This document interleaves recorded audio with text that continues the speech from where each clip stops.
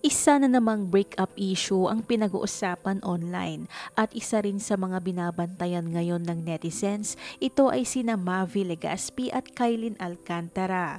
Ayon sa mga Mavi Kylene fans ay tila umano nakiuso sila sa breakup ng maraming couple sa showbiz. Nag-umpisa ang hinala ng mga netizens na hiwalay na di umano ang dalawa dahil sa double meaning post ni Kylene sa Instagram. Binigyan ng meaning ng mga fan ni Kylene ang post nito kung babasahin hindi magkakakonektado. Thick skin, clear boundaries, airplane mode, close friends, savings, self-care, strong focus, self-appreciation. May nagpahayag pa na fans ng kanyang pag-aalala kay Kylene na darating ang tamang tao para sa kanya. Lalo namang naniwala ang supporters ni Kylene at Mavi na may something wrong sa mga idolo nila dahil sa TikTok post ni Kylene na "Iba ka TikTok, I knew it". Ito ay dahil di umano sa isang video sa TikTok na kung saan ay nag-double date sina Mavi at Dasuri Choi kasama ang kakambal ni Mavi na si Cassie Legaspi. Dito makikita na tila nagsama-sama sila para kumain sa labas.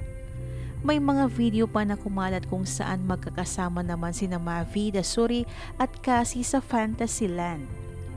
Dito sinabi ng mga fans na konsentidor naman si Cassie dahil lagi itong kasama ni Dasuri at Mavi kahit alam na umano niya na committed na si Mavi kay Kylene.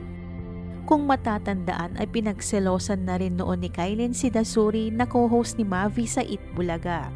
Nagsimula ito sa isang segment nang mag-heart sign si Mavi kay Dasuri Choi matapos hipan ang kamay ni Mavi.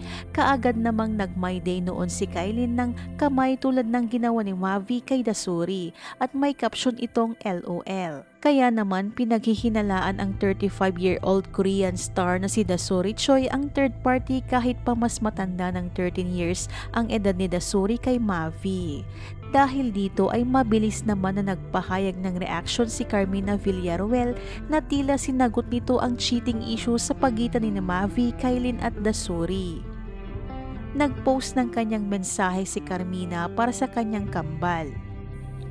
Sa kanyang ex-post noong November 25 ng hapon, mababasa ang kanyang mensahe sa dalawa na nakalagay sa isang art card.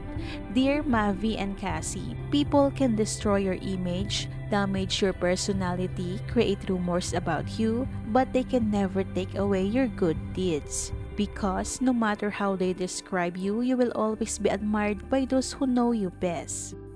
Sa isa pang post, ibinahagi naman ni Carmina ang isa pang art card na may mababasang "Mom knows best". Matapos naman na pumutok ang isyong ito ay hindi na nakafollow si Carmina at Cassie sa IG account ni Kylene Alcantara.